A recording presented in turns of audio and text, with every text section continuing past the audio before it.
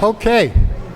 If we could have all town meeting members please take their seats. Just a reminder that the seats at the forward tables are for the town meeting members only, and seats in the rear of the auditorium are open to all guests.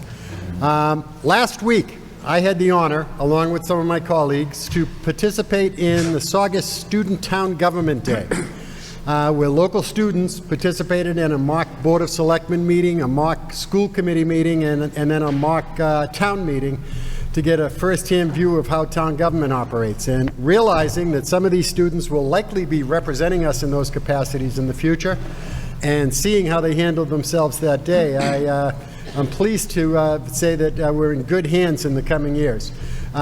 We actually were fortunate to have a couple of those students with us today that will be acting as our honor guard for the flag as we open the 2025 annual town meeting. So at this time, if you would, please rise.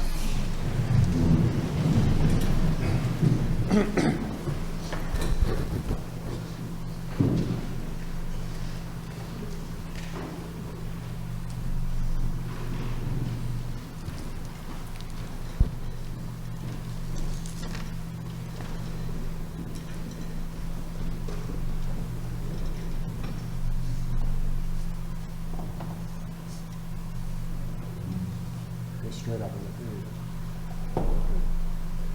And at this time, I would ask if you would join our future elected officials in the Pledge of Allegiance. Pledge allegiance to the flag of the United States of America and to the republic for which it stands, one nation, under God, indivisible, with liberty and justice for all. If you'd remain standing for just a moment, and we could have a moment of silence for our servicemen and women around the world protecting our freedoms.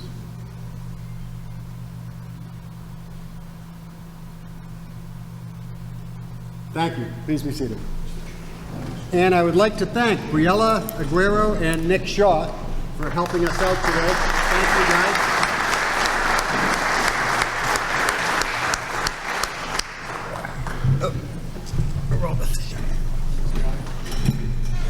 Chair. All right. Our tellers for tonight are Ms. Whitcomb, Mrs. Whitcomb from Precinct 4, and Mr. Strasnick from Precinct 9. If the tellers could please come forward and be sworn to their duties.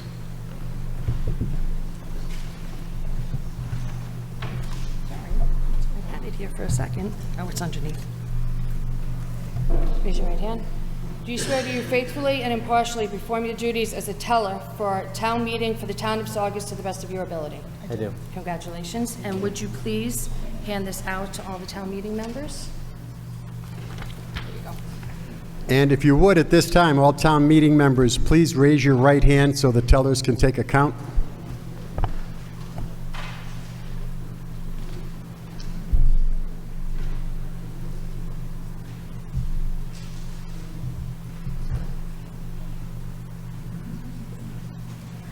If the tellers would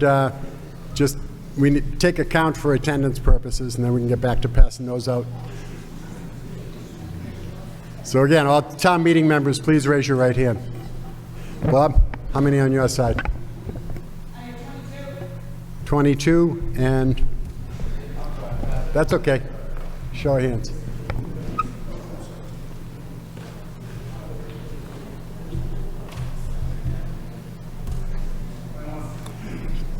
So that's 22. So 44 plus the moderator. We have a quorum.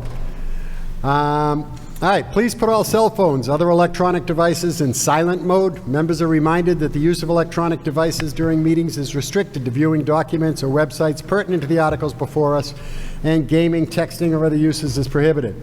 The town clerk will now call the roll. Bartolo. Here.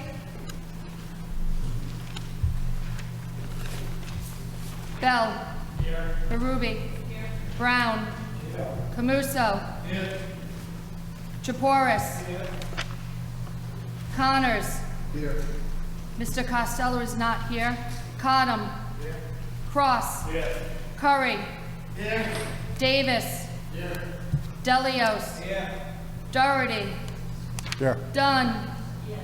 Federico. Here. Ferrari. Here. Goodwin.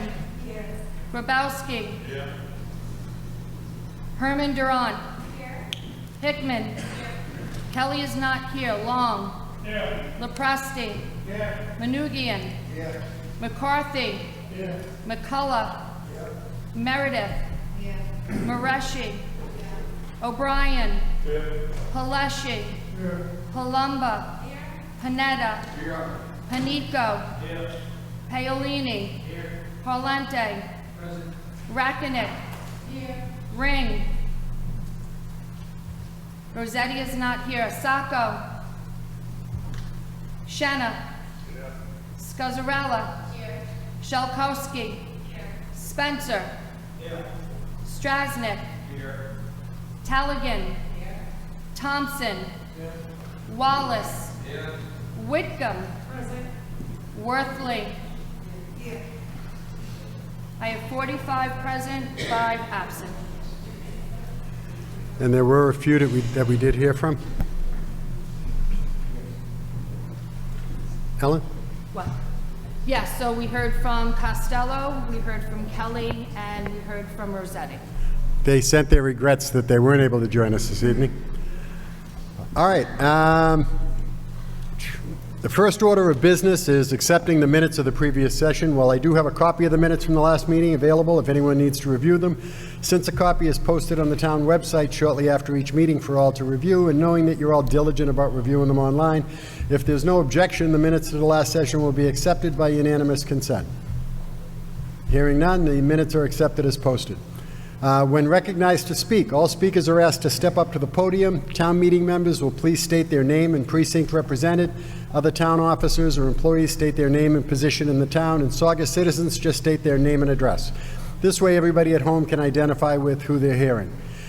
We will be observing the appropriate time limits for speakers per Section 208 of the town bylaws. We have 28 articles on the annual warrant for this year, along with 3 specials within the annual containing a combined 17 articles. So we have 45 pieces of business to wrap up. One of the special articles and Article 21 from the annual warrant require a recommendation from the Planning Board, and it's my understanding they'll be meeting on May 15th. We do have recommendations from the Finance Committee on 15 special articles and 11 articles from the annual warrant, so we have plenty to keep us busy in the meantime. Where this is the first meeting of this session, please bear with me for a moment while I take a moment to review our town meeting code of conduct. Any person who is employed in any capacity, example, attorney, architect, broker, etc., by another interested in an article under discussion should disclose his or her employment and relationship before speaking. Any person who has a financial interest in an article under discussion should disclose his or her financial interest before speaking thereon. Any person who is the spouse, parent, child, brother, or sister of a person who has a financial interest in an article under discussion should disclose such relationship before speaking thereon. Any town meeting member who is referred to in either of the above, one of the above paragraphs should consider a voluntary abstention from voting on the article in question. Notification of the abstention should, when possible, be given to the moderator in writing before the session in which the article is considered, but at least before debate on the article. However, this does not prohibit the member from voting if he or she feels their objectivity is not compromised. Any town meeting member moving reconsideration must have voted on the prevailing side and must so affirm for the motion in accordance with Robert's Rules of Order.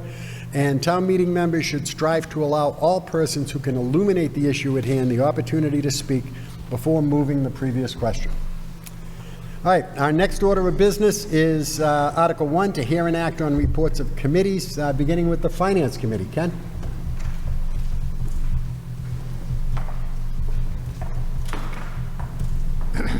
Mr. Moderator, town meeting members, I'd first like to say a couple of things personal.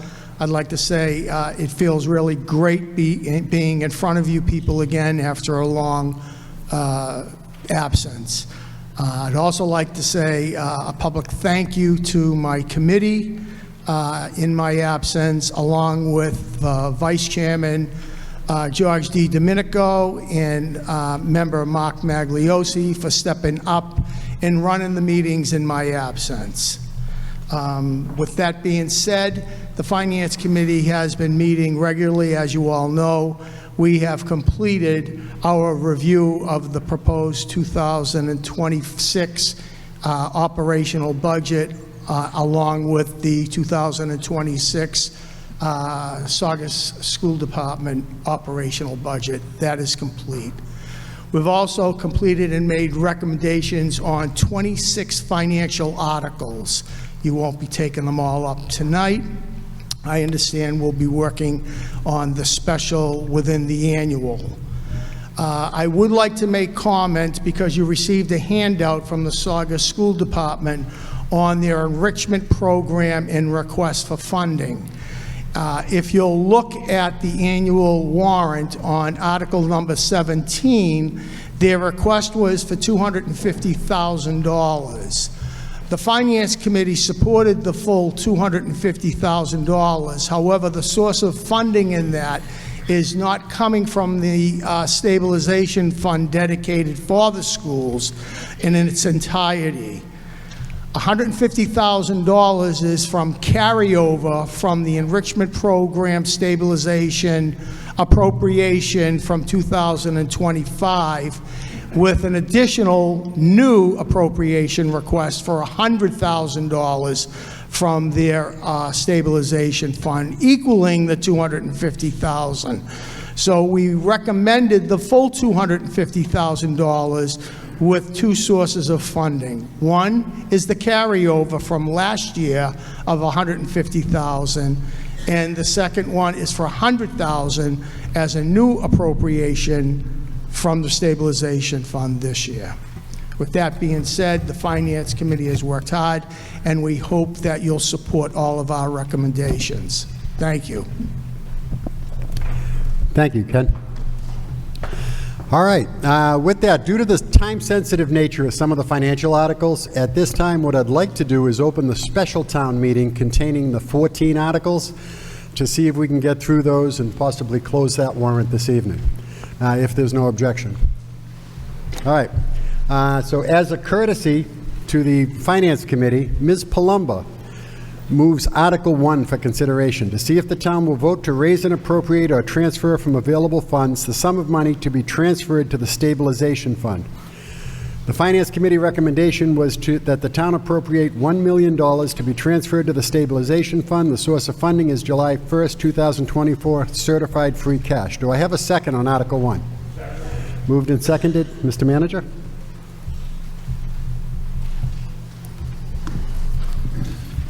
Good evening, Mr. Moderator, town meeting members, ladies and gentlemen at home and in the audience. I appreciate taking the special up. There's obviously something, the first article is something we do, or we have been doing every year, and this is to continue to place money and deposit into our stabilization account.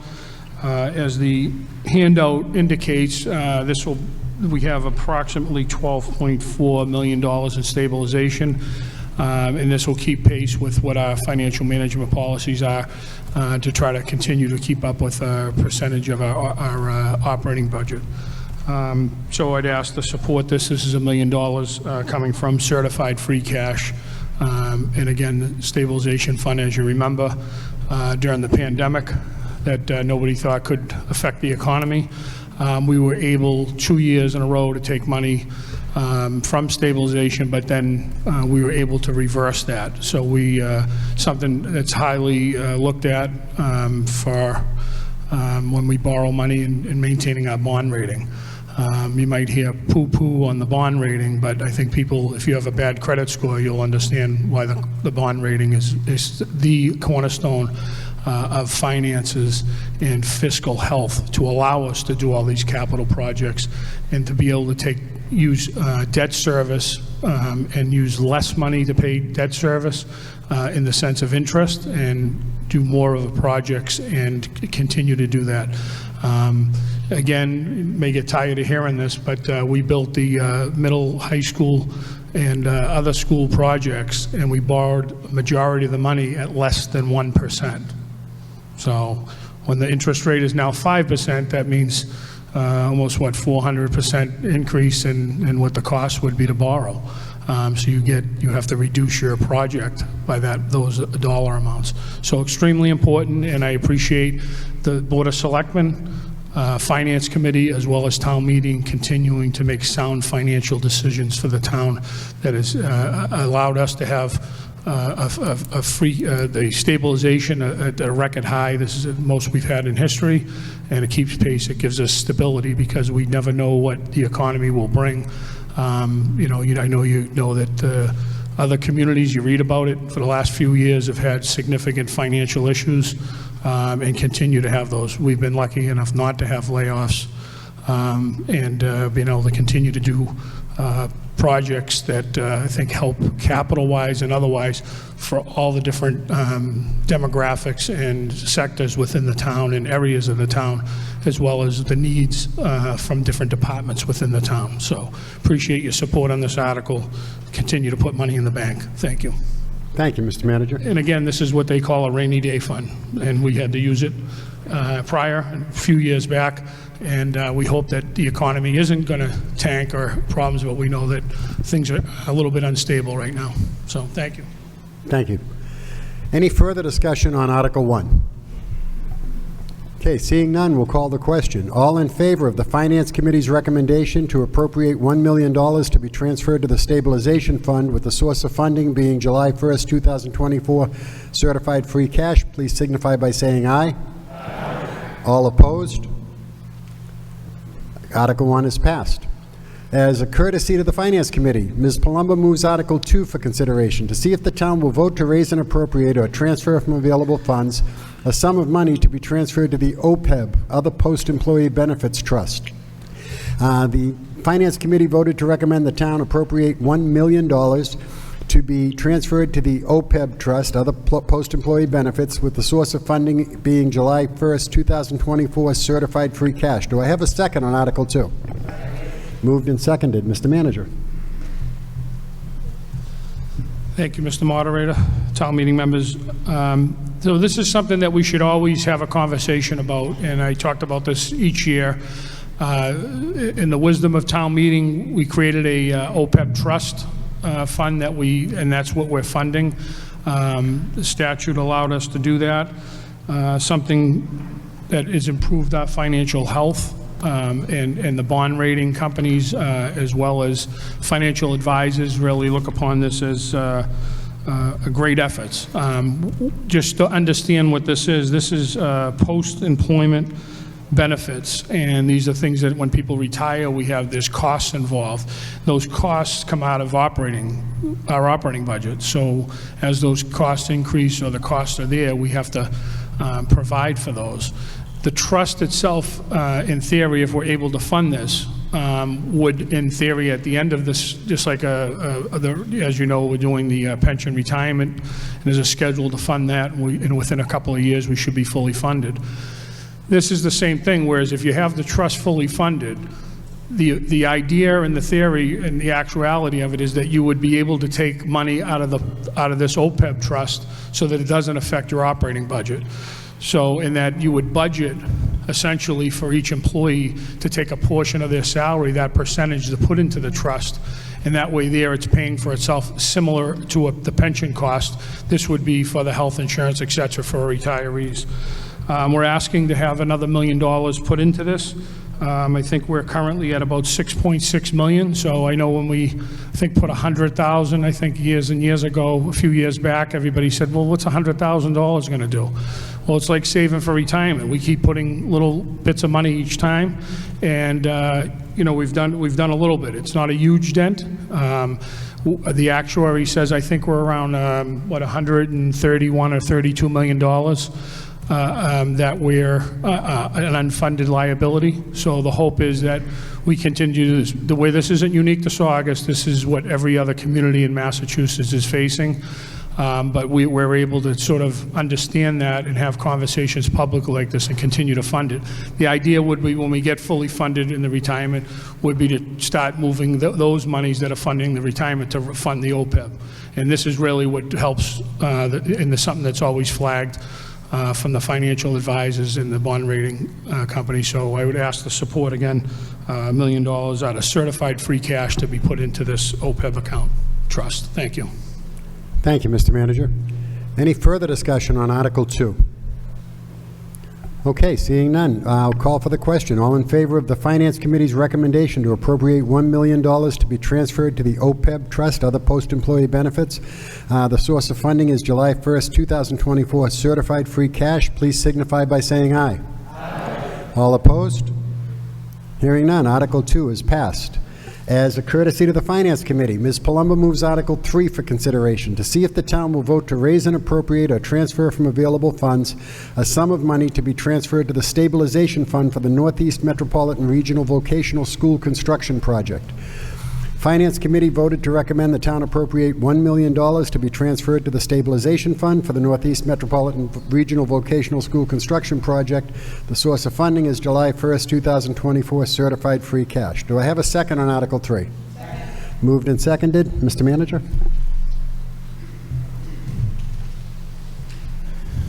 Thank you, Mr. Moderator. Town meeting members, ladies and gentlemen. As you remember, we had this conversation back a few years. The public in a general election, supported the construction of a new vocational school that services Saugus and I think 12 other communities. So I think it's a great thing. We've all supported that. We talked about this. I think there was even town meeting members were asking, well, what's the plan? How are we going to pay for this? One of the things I did immediately is to put together a targeted stabilization fund for the Northeast Metropolitan Regional Vocational School. We have approximately a little over $2 million in that. I'm asking to deposit another $1 million in there. And the idea is that if there is a problem or we have other issues, we have an account that we can pull out of at least the amount that we'll have in there now to sort of cover us for a couple of years. If we have to divert monies to other places because of unforeseen circumstances. But the idea is, I think we talked about this, and people know this at town meeting because this is heavily discussed during the pandemic. But at some point, we're going to have to look at how we're going to fund this, because the borrowing for the construction and the operations alone, once the students increase, is going to be significant. So I'd ask that the plan is that we continue to put some money away in a targeted stabilization to be able to use if we need to offset, with these monies, if for some reason the public doesn't support the funding of this. I think everybody's aware it's sort of the elephant in the room, but something we're going to have to look at. If you're looking to do things, you have to have a source of funding and you have to have an ability to pay for it. Otherwise, it keeps squeezing the operating account. And you have too many of those things and it becomes problematic. So I think we'll have to have a plan at some point. Obviously, the costs are not stabilized at this point. They're not static. They're still changing. As they borrow, those costs will hit the next year and in the year after. So that's the bill that we receive. And I think we're at about between $700,000 and $900,000 that we'll be paying towards those construction costs for the next upcoming fiscal year. Thank you. Thank you, Mr. Manager. Any further discussion on Article 3? Seeing none, we'll call for the question.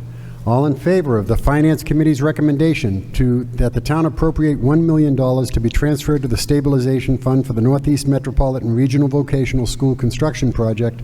The source of funding is July 1st, 2024, certified free cash. Please signify by saying aye. Aye. All opposed? Hearing none, Article 3 has passed. As a courtesy to the Finance Committee, Ms. Palumbo moves Article 4 for consideration, to see if the town will vote to appropriate a sum of money for purchasing various equipment for town departments, including the payment of costs incidental or related thereto, and to determine whether this appropriation shall be raised by borrowing or otherwise, or to take any other action relative thereto. The Finance Committee's recommendation was that the town appropriate $1,290,000 for the purpose of purchasing various equipment for town departments, including the payment of costs incidental or related thereto, that to meet this appropriation, the treasurer with the approval of the Board of Selectmen, is authorized to borrow $645,000 under General Laws, Chapter 44, Section 7-1, or any enabling authority, that the town manager is authorized to take any other action necessary or convenient to carry out the project, and $645,000 appropriated from July 1st, 2024 certified free cash. Do I have a second on Article 4? All right, moved and seconded. Mr. Manager. Thank you, Mr. Moderator. So as you know, each year we have a master plan where town vehicles that we try to purchase. I think we've talked about this many times, where getting inspection stickers and safety issues now on vehicles is paramount. There's a whole different system in place, and a lot of vehicles have safety issues and different things, but this is part of an ongoing annual purchase of different vehicles that are identified as being needed or needed to be replaced. A lot of these vehicles that they're replacing or equipment will be turned in or sold.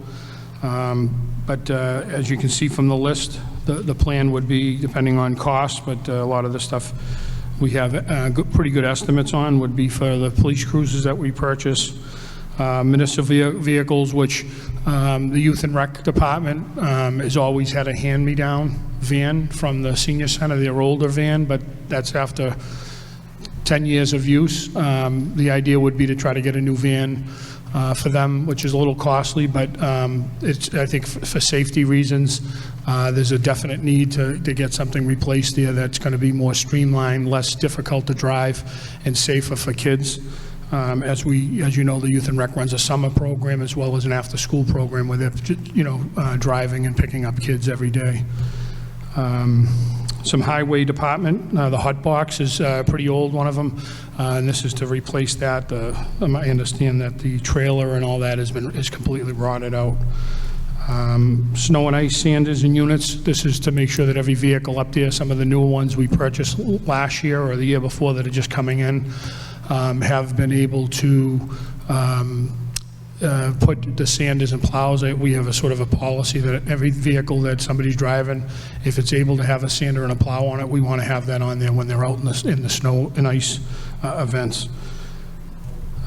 Forestry Department, the chipper, I think, is from 2006 maybe, so the chipper is something that needs to be replaced. Infield rake for the parks. Leaf vac trailer that holds it. Apparently the floors are all rotted out in that vehicle. So the motor pool garage lifts, just to get an idea, we have 3 lifts up there. We've replaced one a couple of years ago. For the police side, in the DPW side, we have a heavy truck lift and a lighter vehicle lift. Both of those are original from, I think, back in, I want to say, 97.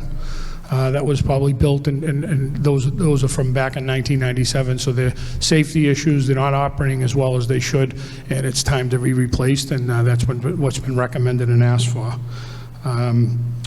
Also, sewer department Jetta truck, that's sort of on its last leg, pretty bad, so that's an expensive truck, but that's something that if you have a sewer backup, they use that to sort of clear the lines.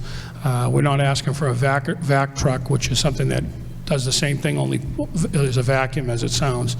That's about a $600 purchase, but we outsource that. But the Jetta truck is something we use on a regular basis every week for any kind of backups or issues that get reported in the sewer system. So that's the plan based on what the cost comes out would be to purchase these vehicles. I know you guys have been a part of this each year, and we'll continue to keep trying to replace it. We don't have emergencies and be without vehicles. So thank you. Thank you, Mr. I think, as Manager. talked about, half the money would be coming from certified free cash, and the other is from a borrowing. Thank you, sir. Any further discussion on Article 4? Okay, hearing none, we'll call the question. All in favor of the Finance Committee's recommendation to appropriate $1,290,000 for the purpose of purchasing various equipment for town departments, including the payment of costs incidental or related thereto, that to meet the appropriation, the treasurer, with the approval of the Board of Selectmen, is authorized to borrow $645,000 under General Laws, Chapter 44, Section 7, or any enabling authority, that the town manager is authorized to take any other action necessary or convenient to carry out the project, and $645,000 appropriated from July 1st, 2024 certified free cash. All in favor of the Finance Committee's recommendation signify by saying aye. Aye. All opposed? Okay, Article 4 has passed. Let the record indicate that that was unanimous. As a courtesy to the Finance Committee, Ms. Palumba moves Article 5 for consideration, to see if the town will vote to appropriate a sum of money for public safety radio infrastructure upgrades, including the payment of costs incidental or related thereto, to determine whether this appropriation shall be raised by borrowing or otherwise, or to take any other action relative thereto.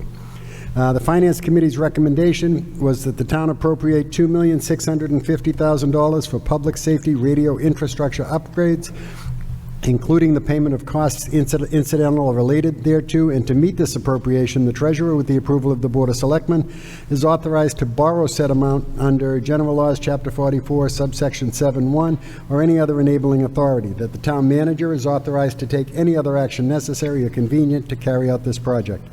Do I have a second on Article 5? All right, moved and seconded. Mr. Manager. Thank you, Mr. Moderator, town meeting members. So this is the public safety, one of the priorities for the town and for public safety and for the safety of the residents, as well as public safety first responders. And I thank them, appreciate you showing up in support. Just to sort of get a summary, the town originally appropriated some money here at town meeting. I think the sheet will break it out for you. But I was able to secure $1 million in a federal grant, directed funding source, what they formerly called as an earmark. The state delegation was gracious enough to get us $50,000 towards that. And I think town meeting had an appropriation way back for $38,000 that ended up, it was for an emergency, but they ended up not using that. So we have about $2 million in money that's been appropriated, as well as with state and federal money. So like again, the federal money is about $1 million. So we're about $1 million into the project. And we've already begun the critical upgrades of the public safety communications infrastructure. This effort is part of a once-in-a-generational project to help modernize, upgrade, and improve emergency communications across all areas of the community. If you're not aware, we do have some dead spots. The system goes way beyond even when they built the new public safety building, and that was built in '99 and put into service in about 2001. Phase 1, the funding allowed us to assess all existing radios and communications equipment. It allowed us to begin replacing end-of-life components and transitioning to a fiber-based network where we were copper. Every time it rained, we had problems with the communications. However, much of the system remains outdated or unreliable, and critical components must still be replaced to ensure full coverage and operational efficiency for the police, fire, and EMS departments. We now are seeking about 2.6 and change, or 2.7 million in funding in a borrowing article to complete phase 2 of the project. The next phase includes, some of the things it includes is a full radio system replacement across all public safety facilities and dispatch locations. So it's redoing the entire 911 dispatch area in the dispatch center at the public safety. Complete renovations and new equipment upgrades to support enhanced dispatch operations at current dispatch center at the public safety building. And again, to get an idea, that public safety equipment that was installed was 1999. So as you know, it's pretty outdated, but they have a plan to actually do some renovations, take over some of the foyer area that's not used, where the CO, the commanding officer's offices, and trying to redo that to make it more efficient and set up to a plan that would bring us into the 21st century. Also, construction and permitting of a new radio communications tower to address gaps in townwide coverage and eliminate dead spots. That's a pretty expensive venture, but that's to be able to put a whole nother site in so that we get rid of the dead spots that we have within the town, so that they're free to communicate, police, fire, EMS, with the dispatch and control center and headquarters. Design, site survey, procurement, and coordination with stakeholders to implement these improvements.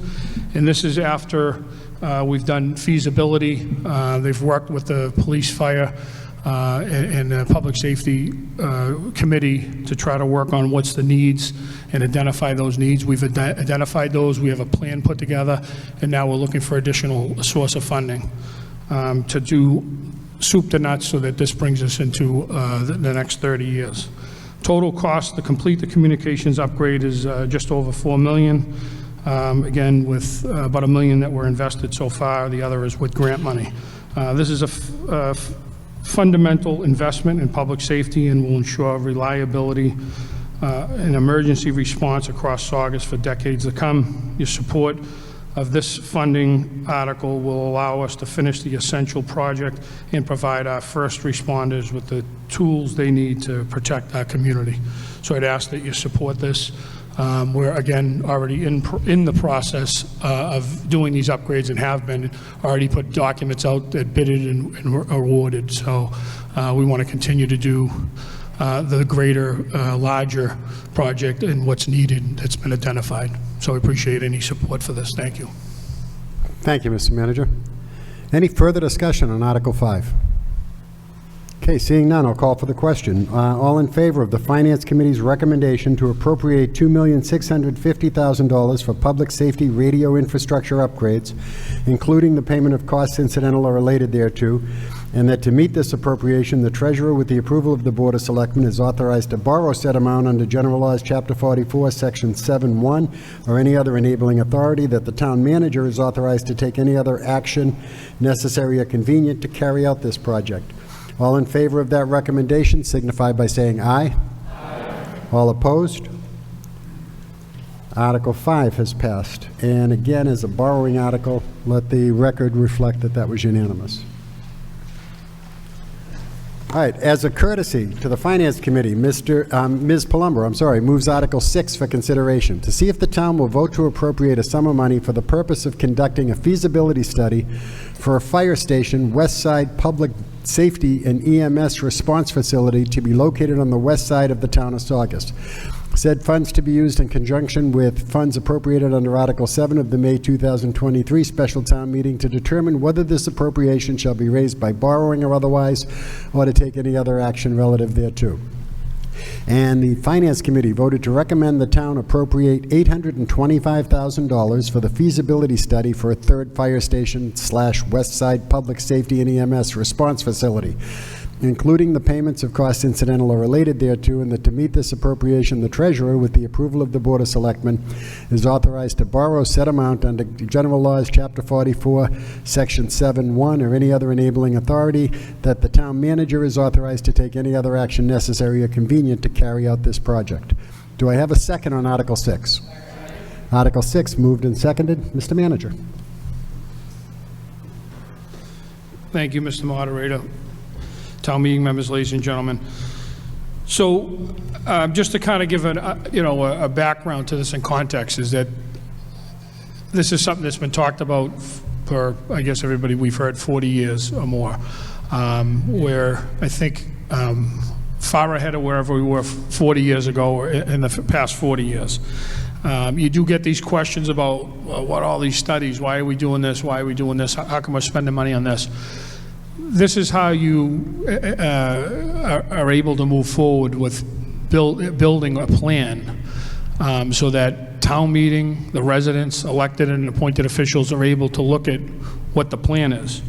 And I just want to bring everybody back to where we are. So we have completed phase 1 of the process for our proposed West Side Public Safety and EMS Response Station. This includes extensive feasibility analysis, site investigations, and test fits for various size buildings to determine viable options that meet public safety needs. The data showed clear deficiencies in response times that this facility is intended to address. And I think we talked about this. The idea of like, we just want to have a third station and we're going to put it next door here and put a truck in it. It doesn't deal with the response, the response deficiencies. And as we talked about at the informational meeting, we've identified areas that we think are priority, that would be the optimal areas and areas that would be secondary, but all helping to address the response times. So we're trying to narrow that down so that we have a location. I'm sure whatever location we pick, it'll be a problem, whether it's putting the rail trail in, a dog park, a pickleball court, whatever it is, we'll have discussion and debate publicly and on social media for sure. So, but part of this is that we've completed phase 1 and we have met the viability of it and the scope of what it's intended for, which is to eliminate and reduce some of those response times. The project, understand the process. People have been around and dealt with the building of this process is modeled after the successful MSBA-funded school project that we did. And similar to that project, we are now seeking approval to proceed to phase 2. So we've never been at phase 2, but this money, the $825,000, would allow us to do schematic design and design development at a robust level. And this is exactly what we did with the MSBA school project. This phase allows for a much more detailed planning effort, including refined layouts, updated cost estimates, and supporting documentation that will be necessary to present to voters and town meeting for a full project approval. So the project process would be to put this together like we did with the schools so that people, town meeting and others, have an idea of what they're actually voting on. The idea of trying to, and I get it logically, let's have a vote and let's just see, what people want to do and what they have an appetite for. It's dead in the water, dead on arrival, and everybody knows that. And the idea of, we looked at this, the chiefs and everybody on the committee and the professionals that we've hired, and we looked at this and said, how do we make this benefit the whole entire community? And the way we do that is that, over 90% of our calls are EMS-related calls. So it's a team effort. We want to make sure that we get an ambulance there, we want to make sure the fire gets there, and we want to make sure the police, so that we have, if your spouse, your parents, your anybody in your family, yourself, is suffering from, let's just say, a cardiac arrest, we want to make sure that we get the whole team there, and we get them there as quickly as possible. And any medical person or first responder, EMS person will explain to you that if you're having a stroke or a heart attack, the first 4 minutes is the most important, right? They can give you medicines, medications, all kinds of things to reverse stroke and stop all these effects. Extremely important, and that's really what we want to do, is to make sure that we can build a facility that's going to respond to these EMS calls as well as fire-related calls. So it's a team thing. We want everybody there. Our fire is 100% involved in all our EMS calls, and they provide services. And the idea also would be, if you need police services, police respond to a lot of these calls, but we talked about putting an office there so that you don't have the officer coming from the northwest or the southwest of Saugus and coming back to the station here to do a report or use the bathroom or whatever, that he's able to stay up in the area that he's patrolling and that he's assigned to, so that you're going to not diminish response times for police as well. So the idea is to have a public safety building that allows all of us to benefit. And everybody says, well, I live on the other side of town and it doesn't affect me, and I have fire station here. Why do I need a fire station or a public safety response, EMS response facility up on the other side of town? People have to start thinking about this globally and think about this, how this all interacts, us working as a team with our emergency response public safety officers. If I live on this side of town, which I do, and I'm near the Essex Street Fire Station, if there is some sort of an issue going on in the west side of Saugus, all those engines and all the EMS are up on the other side of town before they can get sort of back up in mutual aid. And if I have an issue at my house, I'm not going to be able to get the same response time. So it affects all of us. And so I think everybody has to think about that from a global standpoint, and that's part of what we're going to have to inform and educate the public. But this money here is allow us to move into phase 2 like we did with the schools. And with the schools, people were saying, well, we're going to spend money, that's the cost of doing business. This is a priority that I've heard from everybody for 40 years. The selectmen are 100% behind this. The Finance Committee, we talked about this, they're supportive of it. We have to put this together so that we have a plan. We've identified the issues. We're putting a plan together, and then we're going to ask for the funding. And we're going to look to the town meeting and to the residents to see what direction they want for this town. And I'll say it, heard this with the schools, no one will support a debt exclusion for the schools. Heard it over and over, right? I went everywhere with others as a group, educating people, informing them, getting criticized about it, being told it's going to fail 3-1. Past 71% of the voters that come out. So, and the state was sort of blown away by that. The idea is to make sure that we keep people informed and educated. And without being able to put a plan together, it's dead on arrival. Nobody's voting on something if they don't know what they're voting on. And then they have to consider what's worth investing in the community. But again, approving this article tonight does not authorize construction. Rather, it allows the town to fully develop and design and determine the most effective and affordable way to deliver the facility.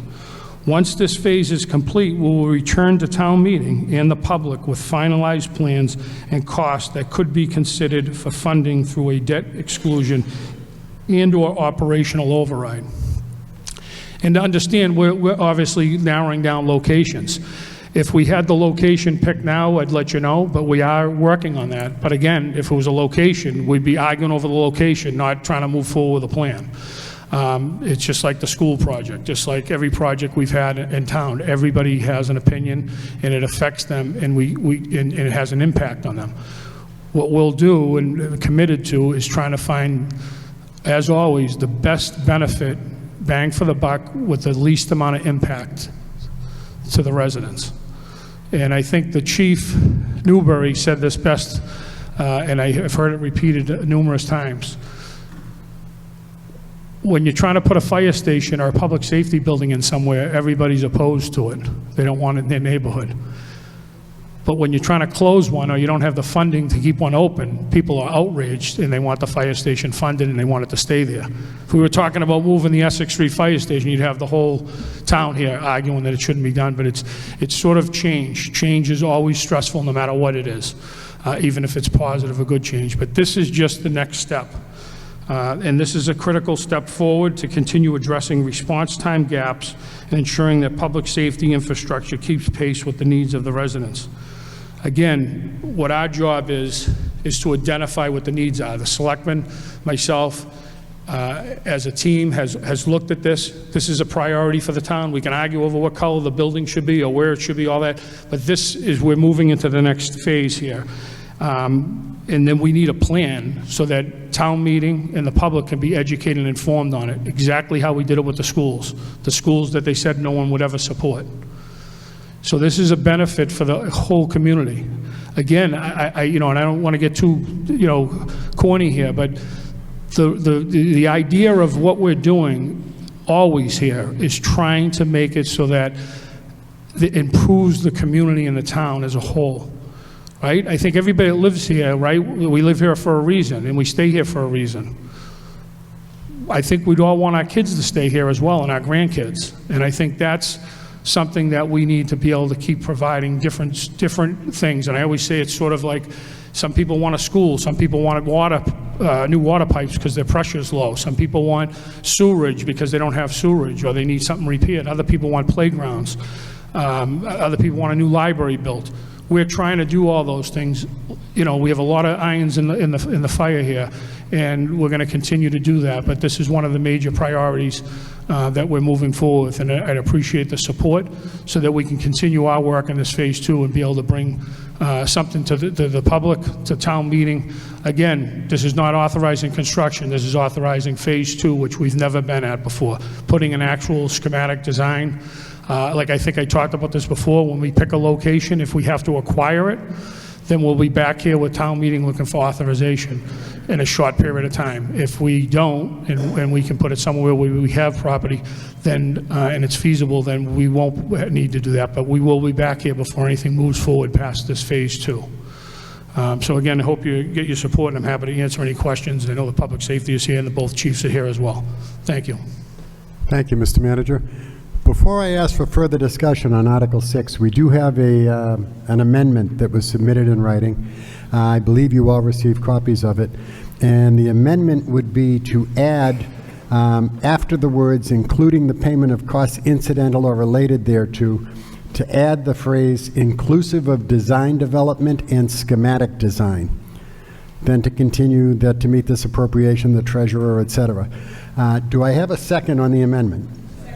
All right, so the amendment to Article 6 is moved and seconded. Any discussion? Mr. Manoogian.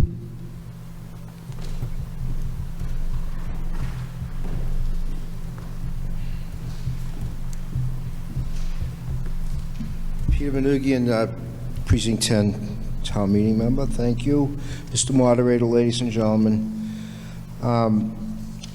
What the amendment does, you all received an explanation, and we heard it again, that states, to begin Phase 2 of feasibility of the project, which would provide funding for the feasibility through design development, which would include schematic design. What the amendment does is it memorializes that in the language of the appropriation. It's you know, this will be a challenge for the community. I'm sure some of us have thought long and hard about the possibility that we could be spending $1.2 million on something that the voters could say no to. And unlike the school, which was a debt exclusion, this is going to be both a debt exclusion and a Proposition 2.5 override, which is something that the town has never passed. The voters will, in effect, be asked to raise their taxes permanently for this, for the manpower, which they didn't support back in the mid-90s.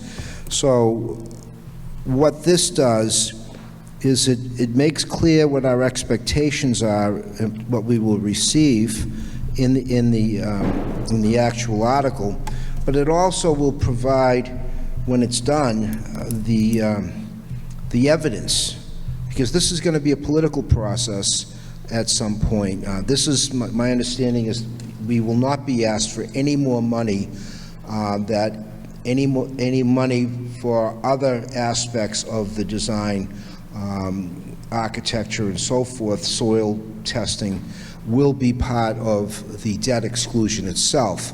So this will be the last amount of funding that will be necessary to have those facts before the voters. And at some point, many of us, hopefully all of us, will have to articulate this to our constituents and to the public at large as to what that design looks like, and we will have something to hold up and show, just like with the school project. So I hope you support the amendment in the article. Thank you. Thank you, Mr. Manoogian. Mr. Manager? Thank you, Mr. Moderator. Yeah, I think the amendment just makes it more specific, so I'm not opposed to it.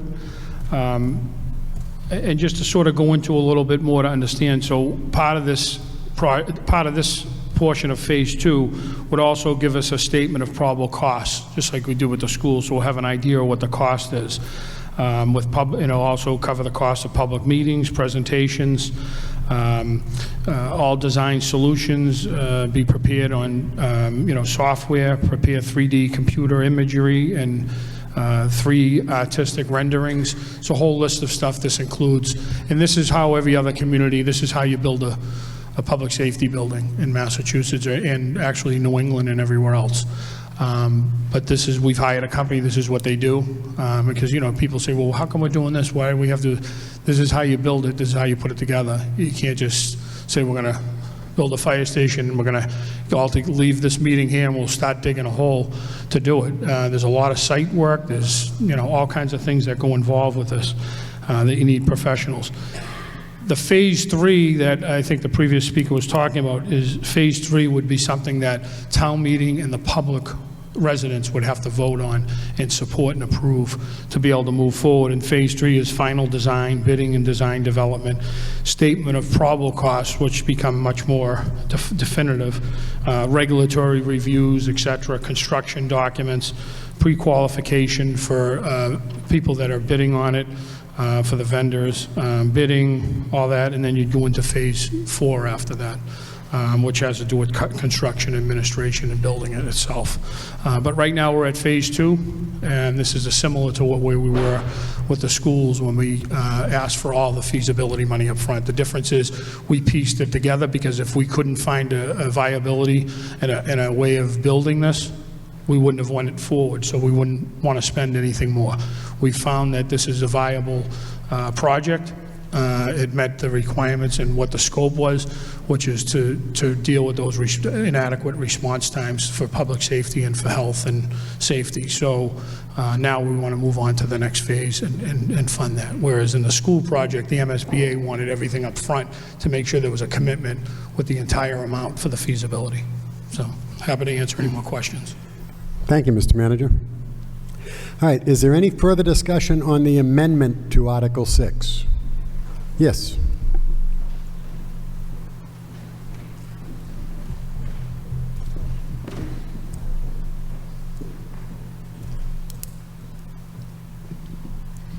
Hi, Carrie Hogan, 11 Maple Street. I just had one question. We haven't been able to get student resource officers into our schools because we can't find the $100,000 to $400,000 cost, and because we don't have the manpower of police that are able to be relocated from where they're currently being assigned to our schools. So if we're having another emergency response building, are there plans to increase hiring, and what does that look like? How many from each department would be required to staff the building, and what does the hiring process look like for that? Thank you. Thank you. Mr. Manager? Great. Just, I guess for clarification, I'll take the first part. School resource officer is an operating cost that's associated with reoccurring. This is a borrowing article. Two different pots of money, two different things. You can't borrow money for an operating cost. Or, I don't know if you remember the MBTA years ago, we're borrowing money to pay salaries. It's just not something that can be done. In regards to the programming, that's something that's been worked out and talked about and is not finalized, but I think one of the previous speakers talked about it.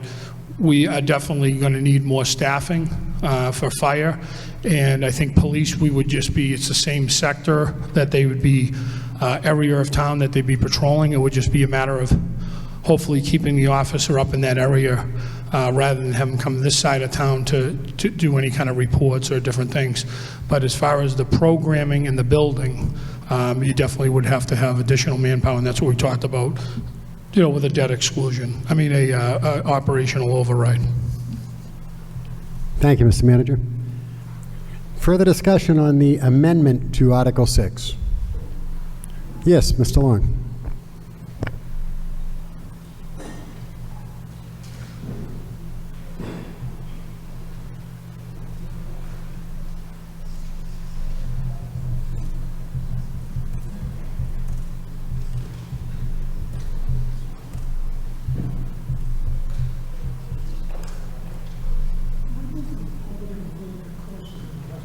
Or you could get a little quicker.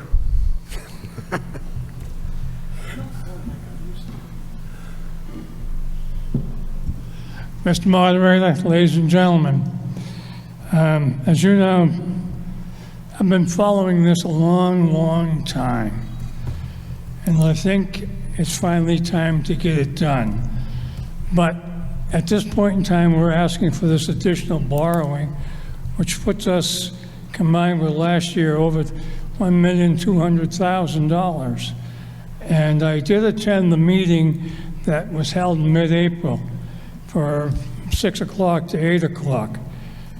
And there's two things. One, what is the makeup of your committee?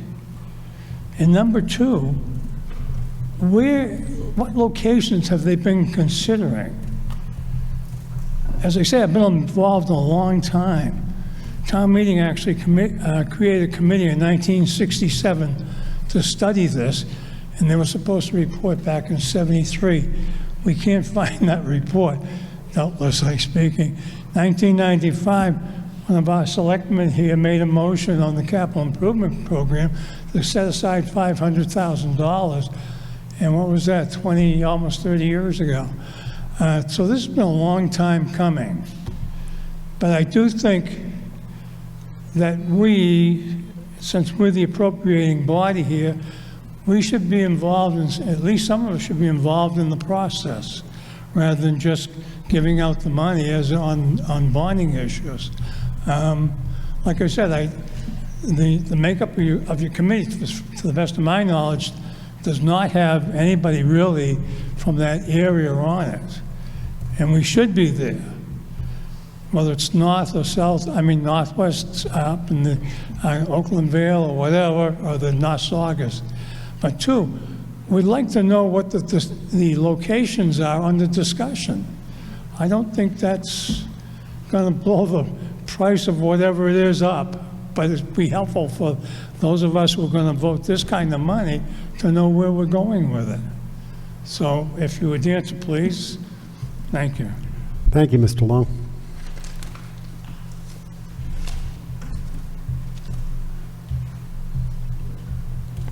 Mr. Manager.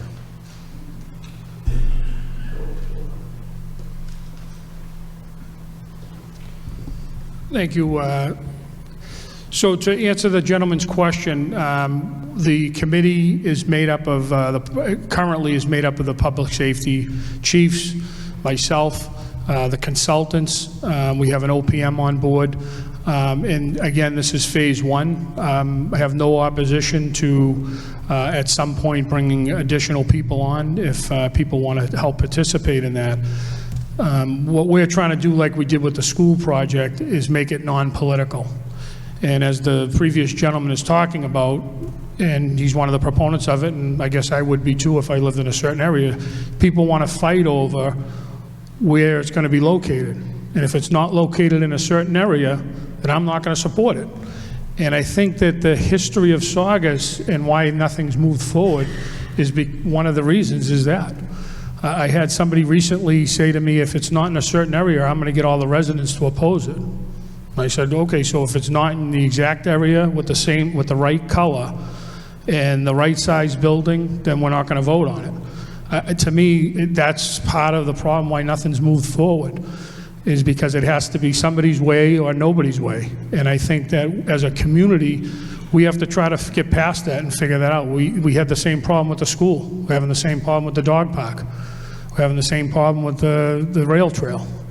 Same problem with remember the basketball courts at Evans School? We had a neighbor and we had to have hearings and, spent another $20,000 or $30,000 in delays because, not in my backyard. But I'm not opposed to having more input, but to us to move forward, we are looking at locations, and I think that was clear in the thing. We have northwest and we have southwest, two big circled areas that we're looking at 14 different locations we've analyzed and trying to narrow that down. And there's a lot of different factors involved to optimize it. As you know from the study, the optimal area that would satisfy times in all the areas that we're trying to do was in the northwest. But if we're not able to, figure out the optimal location and the most viable place, then obviously we'd be looking in the other area where the circle was, which is southwest. But as we move forward, we're not going to be moving forward this until we've actually identified and secured an area, and that should, happen sooner rather than later. But this is to sort of make sure that we have the money to move forward, and we won't get caught up fighting over what location is, and if it's in my backyard or not my backyard. We had, I think, a town meeting, coffee, I think, over at the library not too long ago, and we had the location that everybody predetermined back in the 70s, or whatever it was. The neighbors don't want it there. So, and it's not even a feasible location anyway. I think we've talked about this publicly, but, you know, there's professionals that are working on this. Like I think one of the previous speakers talked about evidence. We're going to follow what the evidence is that actually deals with these feasibility studies that nobody wanted to have, that talks about response times. This is about public safety. This is about getting fire, police, and EMS to your location at the fastest possible times that we can do that. So it's non-political. It's not about, you know, I did this or you did that, and, you know, I'm not going to vote, I'm not going to support this. I would say to you, everybody that knows me, I have a history here. The same thing with the schools. We had to fight through it and pull through it when we wanted to do the schools. I was told it's not going to pass. I don't want the schools. I try to tell a lot of these individuals, some people want a new school, some people don't. Some people want another fire station, some people don't. Some people want water pipes, some people want their dams fixed, they want guardrails. This is about trying to identify what the problem is and put a plan together. But I'm not opposed. I'm happy to have other people involved in it. But you know, we're going to try to stay away from making it political, and then let the plan, let the public decide what the direction of the town is. And when I was on the board years ago, we did I think one of the town meeting members came up with the idea. We were talking about getting a trash fee, right? So, you know, that's the third rail in Saugus. Don't ever think about having a trash fee, which we won't, and we aren't, contrary to what everybody's spreading around. But you know, we had a one-time override for 1 year to do with the snow and ice deficit. And the same people, other people were proposing to have a trash fee to pay for that snow and ice. We went to the public, educated the public, and got the public to say, okay, I'm willing to do a one year sunset override to pay for that cost. And that's how the community came together. And I think we have to figure out how to do this together. Not everybody's going to agree. We can have public discussions, but we are looking at we've looking at 14 different locations in those those areas. We've narrowed that down. We continue to narrow it down, but that's something that we're going to have to do before we move forward. Even if there's an authorization for the money, we're not going to be spending money if we don't have the location. That I can tell you. We're not moving forward without a location, and it's likely we're going to have to be back here to actually be able to get an authorization to be able to move forward the location. So there'll be a lot more information coming out. And that sort of, now you understand why the school, right, the school MSBA requires continuously on any MSBA project that you get all the feasibility money up front, because this is what happens, it gets bogged down. So if you only got a little bit for phase 1, you can't get phase 2 because 10 people are unhappy about it. Because it's not the right size, it's not a middle school, we wanted a high school, all that stuff. That's why the MSBA wants to make sure there's a commitment. We didn't do it that way here, we did it in phases, and this is the second phase, but this will bring us to where we need to be. Everybody will know what the location is. I'm not opposed to having other people on the committee, but I'm opposed to making it political. And I think that's what my commitment is to the town and to everybody else and the residents of Saugus. This is about response times, and us identified those issues and those inadequacies, and every public safety officer, the chiefs, and all these guys know exactly what it's about. It's about response times. It's not about where it's located, and I promised constituents that it was going to be here and not here. There's no place for that here. I can promise you at the end of this will be a phenomenal project to look at and to see and to support. And that'll be up to the public whether they're willing to move forward with it. In town meeting as well, to allow the residents to take a stand on what direction they want for our community. Again, to go back to the story when I was on the Board of Selectmen, I tried to explain to the Board of Selectmen then, because there was a history of elected and appointed officials making up other reasons why we won't move forward to do something.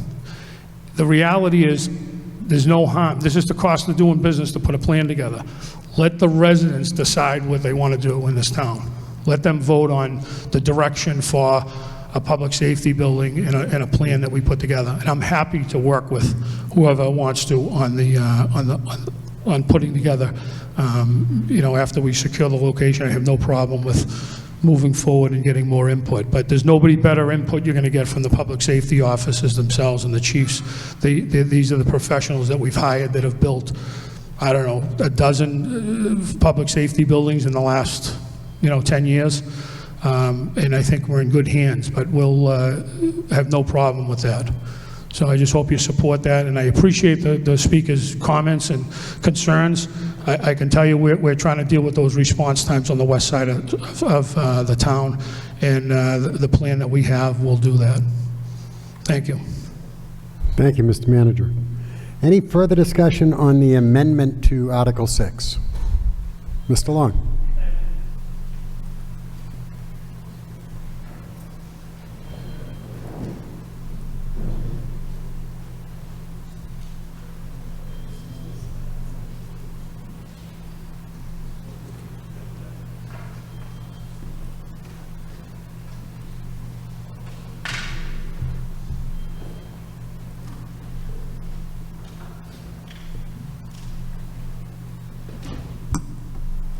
Mr. Moderator, ladies and gentlemen, I'm not saying that I don't support the article, but I am saying that this should not be left exclusively to people who are really non-elected officials.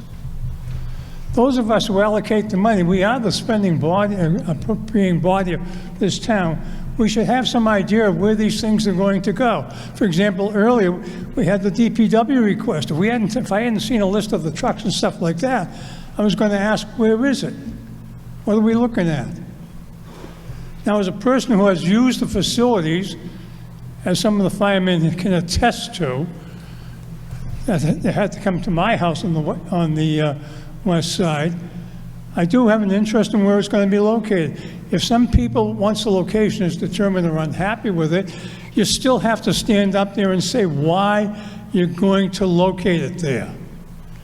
There shouldn't be any hesitancy about that. If there's valid reasons, you put them out there. But don't go under the impression that I'm opposed to this. I just really want to know how the money's being spent, and that there is some sort of representation here of this body, or the selectmen. I don't know if the selectmen are even on your committee. But as I say, some elected officials should be. Thank you. Thank you, Mr. Long.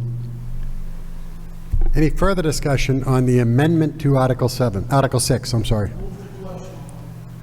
All right. We're voting now not on the article, but on the amendment. So all in favor of the amendment, which would cause this article to read as follows. The Finance Committee recommends to appropriate $825,000 for this feasibility study for a third fire station / West Side Public Safety and EMS response facility, including the payment of costs incidental or related thereto, inclusive of design development and schematic design, that to meet this appropriation, the treasurer, with the approval of the Board of Selectmen, is authorized to borrow said amount under General Laws, Chapter 44, Section 7(1), or any other enabling authority, that the town manager is authorized to take any other action necessary or convenient to carry out this project. All in favor of the amendment to Article 6 signify by saying aye. Aye. All opposed? All right, Article 6 has been amended. Is there any further discussion on the amended article? Hearing none. All in favor of Article 6 as amended, as it was just read, please signify by saying aye. Aye. All opposed? Article 6 has passed unanimously. All right, as a courtesy to the Finance Committee, Ms. Palumbo moves Article 7 for consideration, to see if the town will vote to appropriate a sum of money for designing, constructing, repairing, and replacing parks and playgrounds in the town, including the payment of costs incidental or related thereto, to determine whether this appropriation shall be raised by borrowing or otherwise, or to take any other action relative thereto. Finance Committee recommended the town vote to appropriate $4 million for designing, constructing, repairing, and replacing parks and playgrounds in the town, including the payment of costs incidental or related thereto, that to meet this appropriation, the treasurer, with the approval of the Board of Selectmen, is authorized to borrow said amount under General Laws, Chapter 44, Section 725, or any other enabling authority, that the town manager is authorized to take any other action necessary or convenient to carry out this project.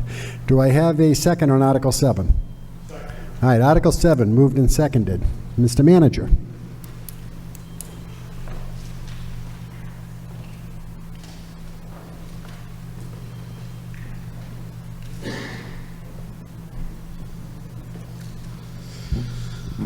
Thank you, Mr. Moderator, town meeting members, ladies and gentlemen. I'm actually, glad to be up here arguing for more money for the playgrounds. So when we first started trying to do one playground, there was sort of pushback to do. Now I'm being asked to do 3 or 4 at a time.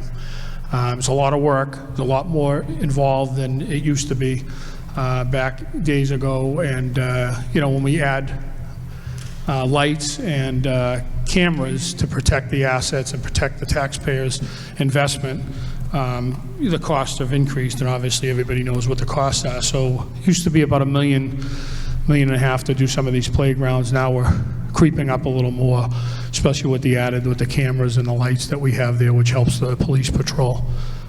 So this is additional monies that we're looking to continue, the selectmen, myself, in partnership with you as town meeting members. And I speak to a lot of town meeting members in areas that you're looking to have done in the parks. I can tell you we have designs that, conceptual at this point. We're narrowing those down. And I've talked to some of the town meeting members about reaching out and meeting with them. But we're in the process with Golden Hills, Stackpole, and Stalker at this point. And those are the playgrounds that we're looking to upgrade. And different than it was, decades ago, is that you have to have surveys. You have to see, like even Golden Hills will be filing something with the conservation for a notice of determination.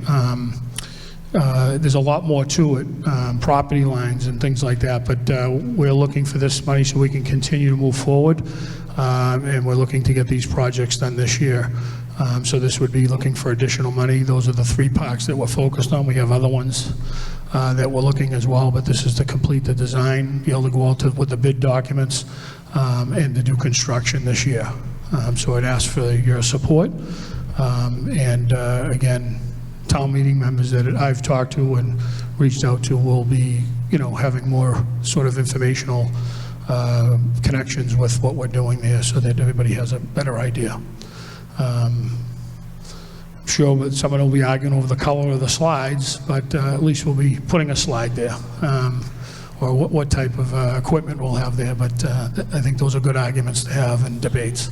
So I appreciate your support on this so we can move forward as a borrowing article. Thank you. Thank you, Mr. Manager. Any further discussion on Article 7? Okay, seeing none, I'll call the question. All in favor of the Finance Committee's recommendation that the town vote to appropriate $4 million for designing, constructing, repairing, and replacing parks and playgrounds in the town, including the payments of costs incidental or related thereto, that to meet this appropriation, the treasurer, with the approval of the Board of Selectmen, is authorized to borrow said amount under General Laws, Chapter 44, Section 725, or any other enabling authority, that the town manager is authorized to take any other action necessary or convenient to carry out this project. All in favor of the recommendation as presented signify by saying aye. Aye. All opposed? Article 7 has passed unanimously.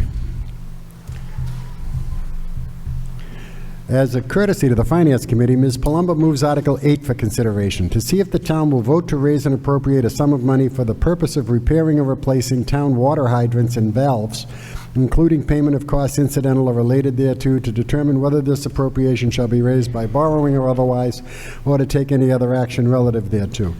The Finance Committee recommended that the town vote to appropriate $300,000 for the purpose of repairing or replacing town water hydrants and valves. The source of funding is July 1st, 2024, certified free cash. Do I have a second on Article 8? Article 8, moved and seconded. Mr. Manager. Thank you, Mr. Moderator, town meeting members, ladies and gentlemen. So the next few articles that are coming up, a lot of this is stuff that we do every year, that we have plans in place, long-term plans, and we try to do a little bit each year, and we try to use the pay-as-you-go with certified free cash. This is for hydrants and valves. The valves help when you have a water break to be able to shut the valves off to isolate so there's less people without water, and to replace ones that have, they're not being unable to exercise, or they're not located there when they have a water break. Again, some of the other articles will be similar, and some of these other articles coming up are to update master plans and capital improvement plans for different things that we can quickly talk about. So, thank you. Thank you, Mr. Manager. Any further discussion on Article 8? All right, hearing none, we'll call the question. All in favor of the Finance Committee's recommendation to appropriate $300,000 for the purpose of repairing or replacing town water hydrants and valves. The source of funding is July 1st, 2024 certified free cash. Please signify by saying aye. Aye. All opposed? Article 8 has passed.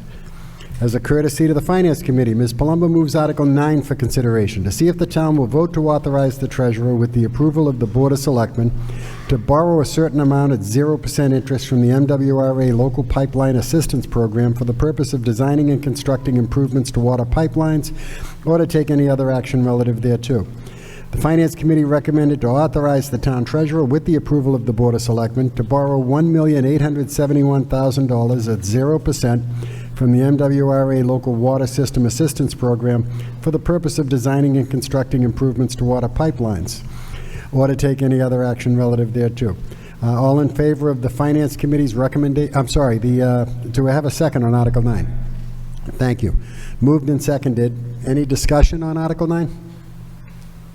Hearing none, all in favor of the Finance Committee's recommendation to authorize the treasurer, with the approval of the Board of Selectmen, to borrow $1,871,000 at 0% interest from the MWRA Local Water System Assistance Program for the purpose of designing and constructing improvements to the water pipelines, please signify by saying aye. Aye. Opposed? All right, hearing none. Article 9 has passed unanimously.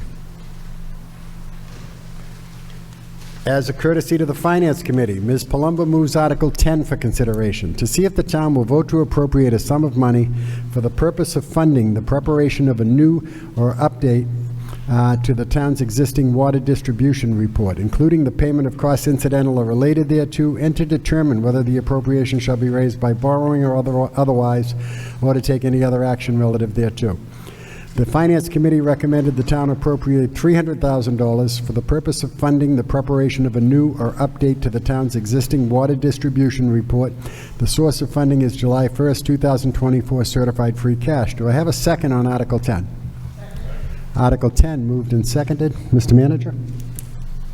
Thank you, Mr. Moderator. Town meeting members, ladies and gentlemen. So this is just a quick explanation. So we have a capital improvement plan. It's a water main replacement program. The information in the report is from 2014, from data from 2012. This is allocating money from free cash, certified free cash, for $300,000 to update the report, so that we're able to prioritize which water mains that we're going to replace, and take advantage of the 0% and all that. So this is just to update that report. It's quite a bit old. This will give us up-to-date data, and I think the next one coming up has to do with the I&I and updating the I&I, the information for that, so that we can maximize which sewer infrastructure that we work on. So I hope you support this. Thank you. Thank you, Mr. Manager. Any further discussion on Article 10? Seeing none, we'll call the question. All in favor of the Finance Committee recommendation that the town appropriate $300,000 for the purpose of funding the preparation of a new or update to the town's existing water distribution report, with the source of funding being July 1st, 2024 certified free cash, please signify by saying aye. Aye. Opposed? Article 10 is passed. As a courtesy to the Finance Committee, Ms. Palumbo moves Article 11 for consideration to see if the town will vote to appropriate a sum of money for the purpose of funding the design and construction of capital improvements to the town sewer system, including the payment of all costs incidental or related thereto, to determine whether this appropriation shall be raised by borrowing from the Massachusetts Clean Water Trust or otherwise, and to take any other action relative thereto. Finance Committee recommended the town appropriate $220,000 for the purpose of funding capital improvements to the town sewer system. The source of funding, is July 1st, 2024 certified free cash. Do I have a second on Article 11? Any discussion on Article 11? Okay, hearing none. All in favor of the Finance Committee's recommendation to appropriate $220,000 for the purpose of funding capital improvements to the town sewer system, with the source of funding being July 1st, 2024 certified free cash, please signify by saying aye. Aye. All opposed? Article 11 passed. As a courtesy to the Finance Committee, Ms. Palumbo moves Article 12 for consideration to see if the town will vote to appropriate a sum of money for the purpose of funding the planning and design of capital improvements to the town's water booster stations, including the payment of costs incidental or related thereto, to determine whether this appropriation shall be raised by borrowing or otherwise, or to take any action relative thereto. The Finance Committee voted to recommend the town appropriate $450,000 for the purpose of funding the planning and design of capital improvements to the town water booster stations, including the payment of costs incidental or related thereto, that to meet this appropriation, the treasurer, with the approval of the Board of Selectmen, is authorized to borrow said amount under General Laws, Chapter 44, Section 8, and/or Chapter 29C, or any other enabling authority, that the town manager is authorized to take any other action necessary or convenient to carry out this project. Do I have a second on Article 12? Moved and seconded. Mr. Manager. Thank you, Mr. Moderator, town meeting members, ladies and gentlemen. Again, this is a couple of booster stations that are older age that need to be upgraded and improved. This is for water pressure, for if you have a fire or you need water pressure at your house. We've had major issues with the one on Pine Tree Drive and the other one on Ocean View Ave. We had done an analysis and evaluation with Weston and Sampson and identified these, and we've been out to repair these. If you remember, I think the Ocean View one up on the hill there, we used to have a water tower that was taken down, but that was what we used to use for water pressure in emergency if there was an issue. That's what these booster stations do. They boost the water and get pressure up there.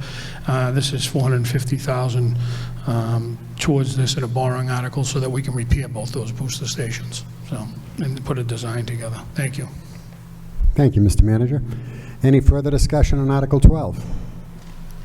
Okay, hearing none. All in favor of the Finance Committee's recommendation to appropriate $450,000 for the purpose of funding the planning and design of capital improvements to the town's water booster stations, including the payment of costs incidental or related thereto, and that to meet this appropriation, the treasurer, with the approval of the Board of Selectmen, is authorized to borrow said amount under General Laws, Chapter 44, Section 8, and/or Chapter 29C, or any other enabling authority, that the town manager is authorized to take any other action necessary or convenient to carry out this project. All in favor of that recommendation, please signify by saying aye. Aye. All opposed? Article 12 has passed unanimously.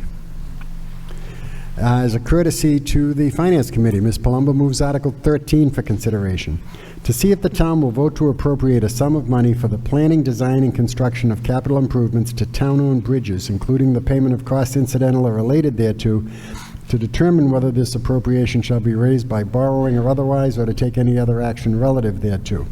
Finance Committee voted to recommend the town vote indefinite postponement on Article 13. I'm assuming this was a placeholder that was determined not to be necessary? Okay. So do we have a second on Article 13? All in favor, any discussion on the Finance Committee's recommendation for indefinite postponement? Hearing none. All in favor of that recommendation signify by saying aye. Aye. All opposed? Article 13 has been indefinitely postponed. As a courtesy to the Finance Committee, Ms. Palumbo moves Article 14 for consideration, to see if the town will vote to appropriate a sum of money for the planning and design of capital improvements to town-owned dams, including the payment of costs incidental or related thereto, to determine whether this appropriation shall be raised by borrowing or otherwise, or to take any other action relative thereto. The Finance Committee voted to recommend the town appropriate $150,000 for the purpose of planning and design of capital improvements to town-owned dams. The source of funding is July 1st, 2024 certified free cash. Do I have a second on Article 14? I moved and seconded. Any discussion? All right, hearing none. All in favor of the Finance Committee's recommendation to appropriate $150,000 for the purpose of planning and design of capital improvements to town-owned dams, with the source of funding being July 1st, 2024 certified free cash, please signify by saying aye. Aye. All opposed? Article 14 has passed. All right, with that, we have concluded all of the business on that special meeting. So at this time, I would entertain a motion to adjourn the special meeting. All right. All in favor? Aye. Opposed? I didn't think so. All right. So if it pleases the body, what I'd like to do is move on to the second special meeting, which is the one in relation to the trash. I do, by the way, I neglected to read it beforehand, but I do have notice from the town council on both of these special meetings that the warrant articles contained therein are legal with respect to form, and the town meeting is within its authority to act on them. As a courtesy to the Finance Committee, as a courtesy to the maker, Ms. Palumba moves Article 1 for consideration. To see if the town will vote to amend the Town of Saugus general bylaws by replacing the current provisions regulating the management and collection of solid waste, trash, and recycling with the following new bylaw. Solid Waste, Trash, and Recycling Modernization Bylaw. Section 1, Purpose and Intent. This bylaw is enacted to modernize and streamline the town's approach to the management and collection of solid waste, trash, and recycling, and to advance goals of environmental sustainability, operational efficiency, and public health. Across the waste management industry, municipalities are increasingly transitioning to automated collection systems, utilizing standardized wheeled carts, toters. These systems support cleaner streets, improved worker safety, and greater participation in recycling programs, leading to an increase in diverted recyclable materials. These outcomes align with the Town of Saugus's long-standing commitment to environmentally conscious policies and waste reduction. This bylaw aims to provide flexibility to adopt these evolving practices while ensuring transparent implementation, continued public input, and consistent oversight. Section 2, Authority and Responsibilities. A, the town manager, in consultation with the Board of Health, shall have the authority to determine and implement the methods, modes, frequency, and operational standards for the collection, recycling, and disposal of solid waste for residential and municipal users. B, this authority includes, but is not limited to, the implementation of automated or semi-automated collection systems, the use of standardized carts, toters, limits on the quantity of or weight of trash placed curbside per household, modifications to collection frequency and material sorting requirements. C, the town manager may promulgate rules, policies, or procedures as necessary to carry out this bylaw following consultation with the Board of Health and with reasonable public notice. Section 3, Fees and Appropriations. No fee for routine residential curbside trash or recycling collection shall be established or amended without an affirmative vote of town meeting via a separate warrant article. This restriction shall not apply to special item fees such as yard waste, bulky items, white goods, or household hazardous waste, which may be assessed administratively. Section 4, Enforcement. Enforcement of rules and regulations adopted under this bylaw shall remain with the appropriate statutory authorities, including but not limited to the Board of Health and the town manager or their designees, as provided under Massachusetts general law and local regulations. This bylaw does not eliminate or restrict any enforcement authority currently granted by law or regulation. Section 5, Town Meeting Authority. Nothing in this bylaw shall be construed to limit or eliminate the authority of town meeting to enact future bylaws or amendments regarding solid waste recycling or related environmental and public health matters. Number 6, repeal and supersession. All prior bylaws, policies, or regulations inconsistent with this bylaw are hereby repealed and superseded upon the effective date of this bylaw. or take any other action relative thereto. And again, this was submitted initially by the town manager. Do I have a second on Article 1? Article 1 moved and seconded. Discussion. Mr. Manager. Thank you, Mr. Moderator. I guess I would draw your attention on this bylaw to Section 3, Fees and Appropriation, so that it's clear to everybody here at town meeting as well as the residents. No fee for routine residential curbside trash or recycling and collection shall be established or amended without an affirmative vote of town meeting via a separate warrant article. And the white goods and all that stuff is what the bylaw is consistent with now that we have. But I just want to make it clear, there's no fee, there's no cost to the residents. This is really about, I established a committee made up of some town meeting members, as well as other elected officials that we've met talking about, what the future holds. The situation we're in, just to give a little bit of context, is I was able about 6 years ago to negotiate a very favorable hauling contract with JRM. So it was a 3-year contract with a year extension for three option years, which we exercised all 3 options, not without sort of almost going into litigation. But the terms were so favorable that the company that purchased JRM's contract is, and they've been pretty honest with us, they're losing money on the contract the last few years, for sure. So the savings, and I'll give you a reference to understand this, the savings is close to $1 million, $1.5 million, probably $1.5 million or more each year, and that's been great for the town.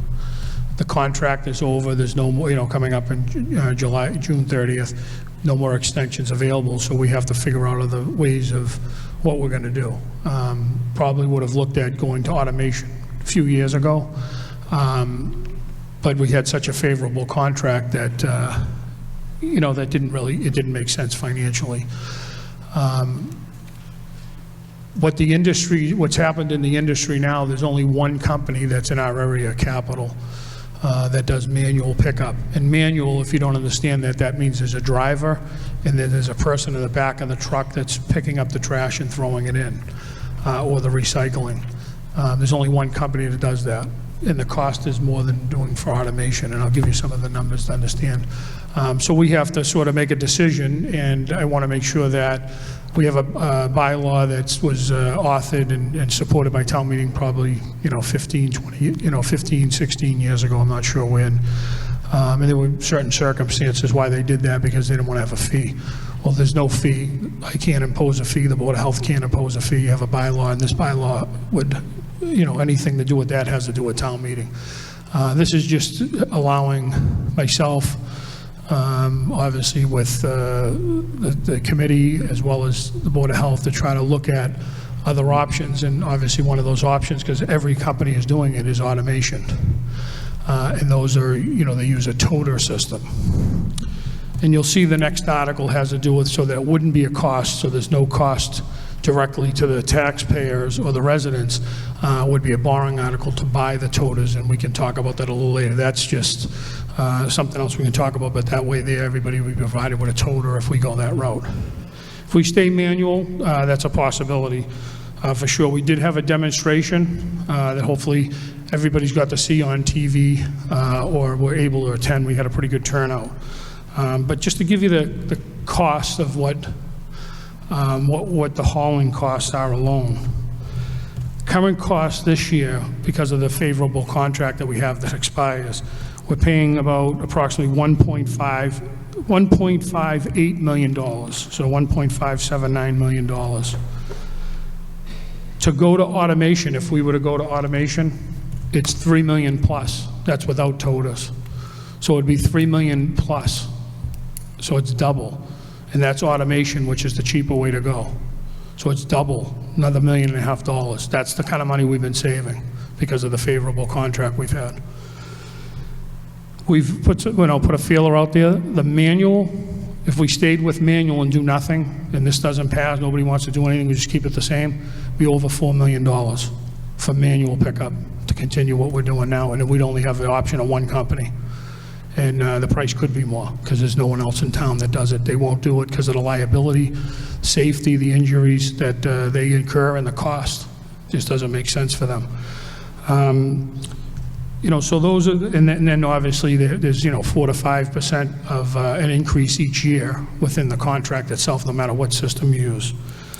But I think it's, you know, this is what I'm looking to do, is to be able to repeal what we have, leave the fees here, and do what, you know, in every other community, the Board of Health and the manager have authority over it. I mean, sort of like if you're in charge of the playgrounds and you want to buy a different, you know, grass lawnmower, you got to be able to do that. I think that this would be something favorable. This will help. Some of the benefits that I see, that I've gotten some calls on this, so I've obviously been happy to talk to people about. This is all positive, and there's no cost directly to anybody. But the positives are, you get the calls every week. Trash blowing all over the place in Saugus. Go pick it up. We have DPW, we have everybody, all kinds of manpower going to pick up all this stuff. You have a storm, windstorm, looks terrible. We got trash bags everywhere. We got people from other communities dumping all their trash because we don't have a trash fee here and they have one everywhere else. We enjoy that we don't have a trash fee, and I think it's great. You know, other communities have trash fees. We don't, and I think that the residents enjoy that benefit.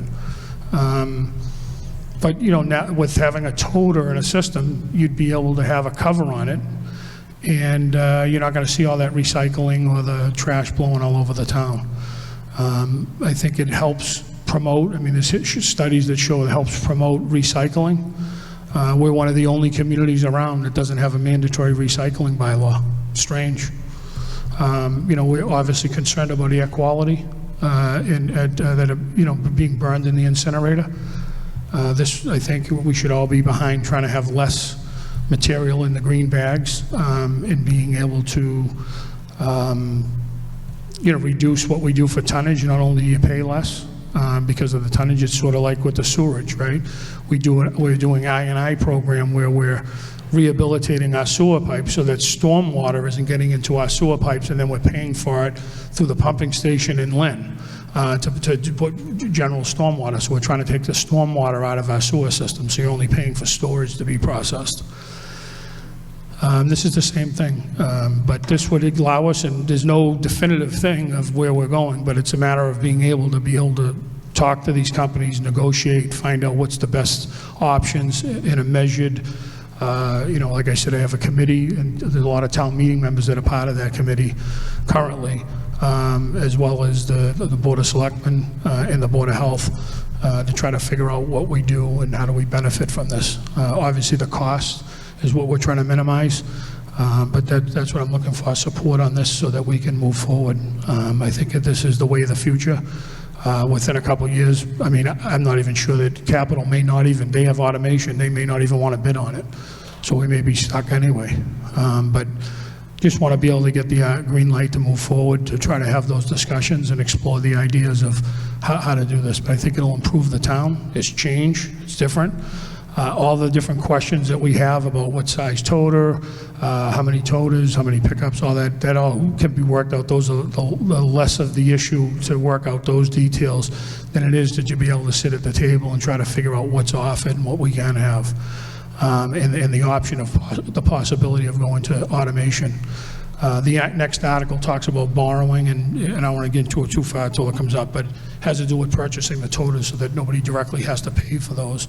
And think of it like a cell phone. Like you buy a cell phone, you're on the hook. So if you want to leave Verizon to go to T-Mobile, you have to buy it out. So we can incorporate the toters in the cost yearly, but then you're locked into them. You'd have to come to town meeting and get money to buy out if we have a dispute with the contract, because the toters wouldn't technically be owned by us. So anyways, but we can talk about that one when that comes up.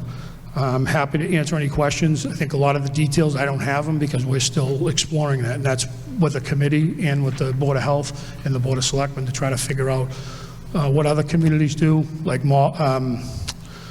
Wakefield just implemented this on March 1st. So they've got a really robust website on it, a lot of information, and I think we try to model ourselves after something like that. But all the communities are going to it, and we don't have a trash fee, and I think this is something that the residents enjoy, and that would be what stays. We wouldn't have a fee. So, thank you. Thank you, Mr. Manager. Further discussion on Article 1. Okay, seeing none, we'll call for the question, and you're going to get an abbreviated version of this. All in favor of the amending the Town of Saugus general bylaws by replacing the current provisions regulating the management and collection of solid waste, trash, and recycling with the bylaw that was just previously read for solid waste, trash, recycling modernization, please signify by saying aye. Aye. All opposed? All right, Article 1 has passed. As a courtesy to the Finance Committee, Ms. Palumbo moves Article 2 for consideration. To see if the town will vote to appropriate a sum of money for the implementation of the modernization bylaw in the management and collection of solid waste and recycling, including the payment of costs incidental or related thereto, to determine whether this appropriation shall be raised by borrowing or otherwise, or to take any other action relative thereto. The Finance Committee voted to recommend that, to vote that $1,500,000 be appropriated for the payment of costs related to the transition and implementation of the automated trash collection bylaw, modernization bylaw of the management and collection of solid waste and trash and recycling, such as but not limited to the purchase of trash toters and including the payment of costs incidental or related thereto, and to meet the appropriation, the treasurer, with the approval of the Board of Selectmen, is authorized to borrow $1,500,000 under General Law, Chapter 44, Section 7(1), or any other enabling authority, and that the Board of Selectmen is authorized to take any other action necessary or convenient to carry out this project. Do I have a second on Article 2? All right, moved and seconded. Mr. Manager. Thank you, Mr. Moderator, town meeting members, ladies and gentlemen. So as I prelude a little bit to, is that this is a borrowing article, and if we don't go to toters, we don't go to automation, then obviously we wouldn't spend the money. This is just to get an authorization so I have the ability to go in different directions depending on what's more favorable. And like I said, so in other words, understand one of the costs that would be when you transfer or convert over, if in fact we go that route, is the cost of the toters. So every resident would need a toter for a specific toter that they use, not a Home Depot or Lowe's, but a toters that are geared for the automated trucks. You would need a toter for recycling material, and you need one for your trash, your garbage that's going to get brought to be incinerated or at a landfill. So this is to put us in that position, and I think strategically, and I use the cell phone example, but I'll use this example, is that you purchase these, we could incorporate, if it made sense, you could put this into a 10-year financing with the company. They'll sell them to you 10 years.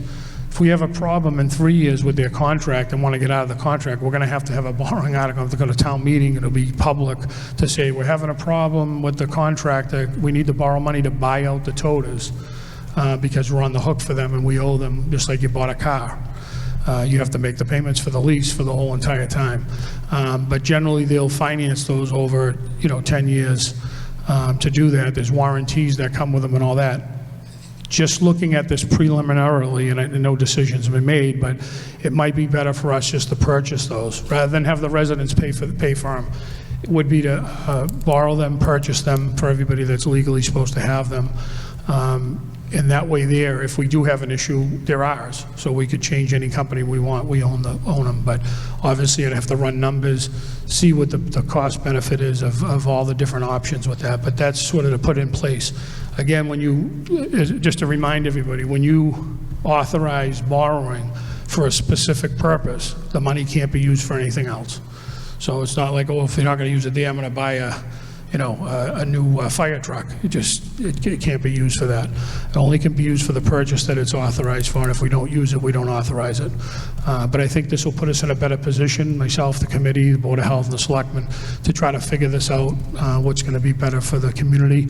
Obviously, whatever we do is going to be informational and educational campaign to get people to understand things. And there's a transition for that, and nothing's going to happen right away, even if we went this route and had these different issues or different conditions. It's something that would be phased in over the next year. But the current hauler that we have will not bid on a manual contract, and the others won't either. So we're left with having one company that's sort of got a monopoly now. They can probably, if we don't have this, they're just going to pick any price they want. Like I said, to appreciate that, and not to go over it again, we're paying about $1.6 million, and that cost is going to double just for automation without toters, legitimately. And then if we went to manual, it's going to be $4 million plus. So those are big jumps. I mean, compare that to our sewer budget. That's a huge benefit for the community and for the residents, to not to have any fees attached to it. So I hope you support this. I think this will put us in a more strategic, advantageous position when we're trying to figure this out moving forward. So I appreciate your support on this borrowing article. Thank you. Thank you, Mr. Manager. Any further discussion on Article 2? The gentleman in the back. I'm sorry, be right with you. Yes. Are you going to yield to the young lady? Okay. The floor is yours.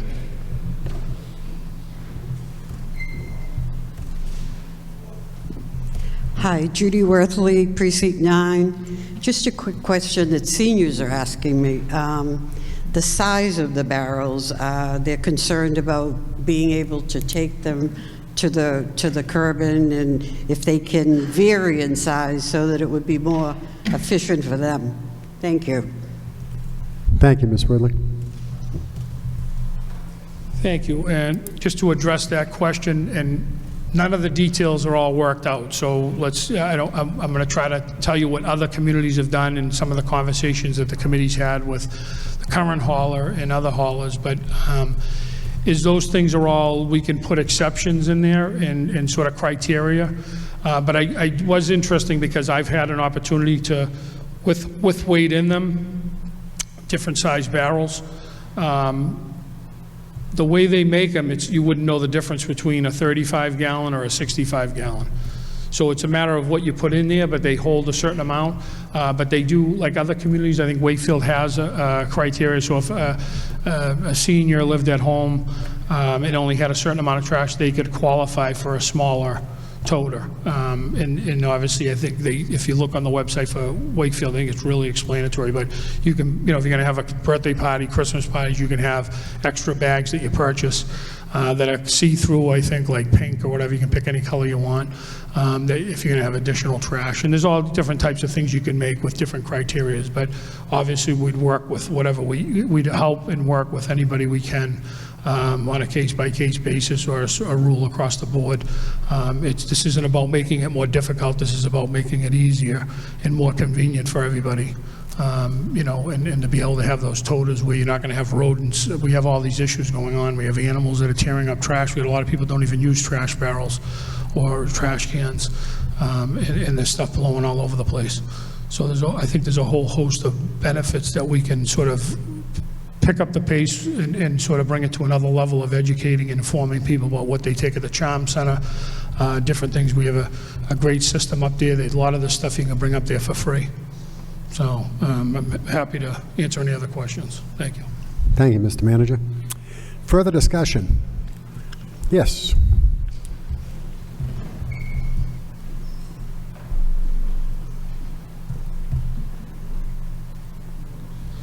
Mr. Moderator, fellow town meeting members, Arthur Grabowski, Precinct 8. I fully support, I was in a small meeting we had a couple of days ago about this trash, and we have no choices. And we're not making any much of a choice tonight. We're just giving the manager and the town the bylaws to implement what we need to do. My only question is, the last sentence, and it's probably semantic, we're going to borrow $1.5 million. which is standard, the wording is standard. But my question is, why does it say, "and that the Board of Selectmen is authorized to take any other action necessary or convenient to carry out this project"? That, to me, opens up a can of worms as to what the selectmen will be able to do once we pass this. Will they be able to change it, override it, make material changes to it? I don't understand why that wording is in there like that. I've never seen it in other borrowing issues. Thank you, Mr. Grabowski. Just to address that, that's in the motion, not in the article. So the motion is what the bond council puts together for language that's necessary. The selectmen can't do anything other than what's been authorized, but it probably just means if they have to re-sign something, they have to do different things. But this is required language that we get from bond council to what the motion should be at town meeting so that we can move forward with the borrowing article. Because as you know, treasurer brings this to the selectmen. The selectmen ultimately have to authorize the borrowing. So that it's language that's been put in. Basically, it's not action anything different. It's just action that's necessary to do the borrowing. My question would be, is if at some point in the future, does this give the Board of Selectmen the ability to change what this motion is? It's just for the bonding, that's it, period. All right, thank you.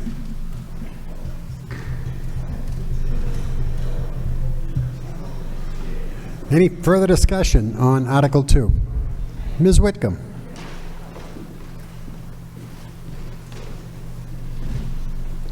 My name is Maureen Whitcomb, Precinct 4. I do support this, and I'm very happy to support it. I do have a question. Family size, because I was thinking of, when Judy came up and asked the other question, I was thinking about family size. What happens if you have a family of 6? Are you going to be able to get 2 barrels? Do you have to purchase the second barrel? The other question is what happens if you live in an apartment building? Thank you. I can take the first question. If you live in an apartment building, the apartment building's responsible for their own trash. So we don't pick up apartment buildings' trash. That's part of the developments. On the other note is that they do have options on other communities to be able to purchase another toter for a cost. So there would be a fee that would be involved for anything more than what everybody else is given. So that's, and purchasing, if it's Christmas time, you can purchase bags that you can add, or you had a birthday party or graduation, additional bags for a couple of weeks that you need to put out trash. Nothing's written in stone. We haven't figured it out, but we're looking at other communities and trying to survey what they have and how they do it. And, we're going to, obviously, we don't, people are enjoying free pickup and incineration.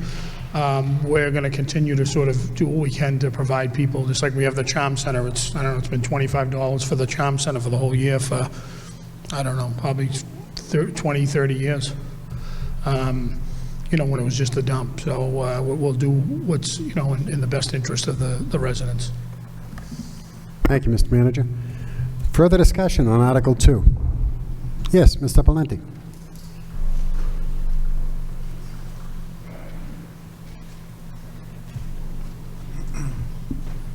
Matthew Palante, Precinct 2. Just a few things that concern me. I mean, we're being asked to appropriate $1.5 million in borrowing. There's been no cost analysis, no breakdown, no line item estimates, no 5-year projections, nothing. We're being told that we'll save money through this automation. Where's the data? All we've been given are slides and estimates, not a formal cost-benefit analysis. No hard evidence that this is going to help taxpayers in the end. Republic Services proposal outlines potential rates and models, but those were never attached to the warrant or discussed publicly. There's no written commitment on cart ownership, grant guarantees, or public input in the implementation phase.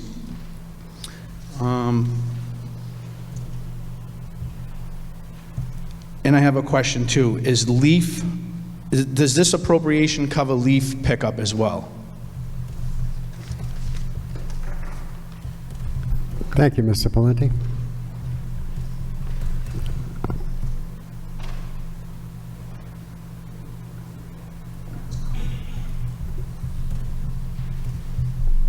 Yes, so just to answer if we're currently covering leaf collection, and that would be included in the cost that I think that we would work out, whether it's manual or automation. So, but obviously, the amount of days that we do leaf collection and how many days and how many bags, that's something we can relook at. But that's all included, what we have now. We're not looking to take anything away. I'm just looking to be able to move forward, so we can have a better situation for what's changed in the industry, and to try to get the best cost-effective contract and agreement for the town and for the residents, because whatever we spend here, it's less money being spent on something else. Thank you. Thank you, Mr. Manager. Further discussion on Article 2? Okay, seeing none, we'll call the question. All in favor? I'm sorry? We have a request for a roll call vote on Article 2. So a yes vote is in favor of the Finance Committee's recommendation that $1,500,000 is appropriated for the payment of costs related to the transition and implementation of the automated trash collection bylaw, modernization bylaw of the management and collection of solid waste, trash, and recycling, such as but not limited to the purchase of trash toters, and including the payment of costs incidental or related thereto, that to meet this appropriation, the treasurer, with the approval of the Board of Selectmen, is authorized to borrow $1,500,000 under General Law, Chapter 44, Section 7(1), or any other enabling authority, and that the Board of Selectmen is authorized to take any other action necessary or convenient to carry out this project. A yes vote is in favor of what I just read. A no vote is opposed to the Finance Committee's recommendation, and I would ask the clerk to call the roll. Bartolo. Yes. Bell. Yes. Berube. Yes. Brown. Yes. Camuso. Yes. Japoris. Yes. Connors. Yes.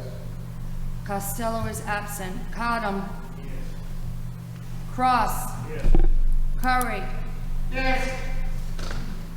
Davis. Yes. Delios. Yes. Doherty. Dunn.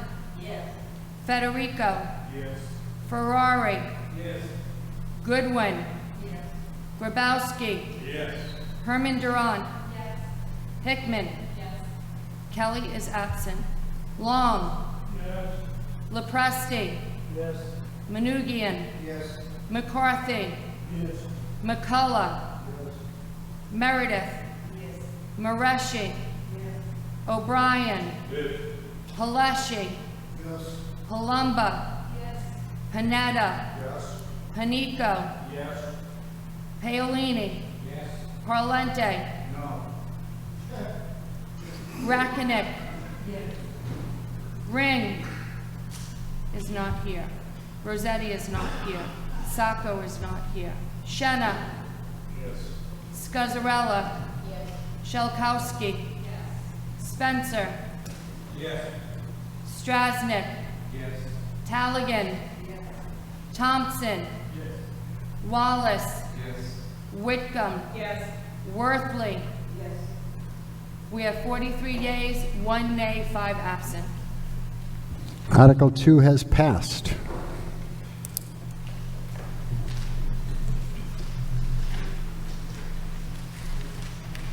All right, with that, we have completed all of the items on this special town meeting, and I would entertain a motion for adjournment. All right, motion to adjourn the second special town meeting. All in favor? Aye. Opposed? I didn't think so. Okay. All right. The third special town meeting that we have, we can't take any action on this evening because we first need a recommendation from the planning board. My understanding is they're going to take that up on the 15th, so would be come before us on our meeting on the 19th. I do have some additional recommendations on some financial articles from the Finance Committee, or it's the pleasure of the body. At this point, it's about 9:30. if you'd like to suspend the annual meeting, and we can pick up next Monday where we left off and tackle those. All right, we have a motion to suspend the annual town meeting until next Monday evening. All in favor? Aye. Opposed? Happy Cinco de Mayo, and I will see you guys next week.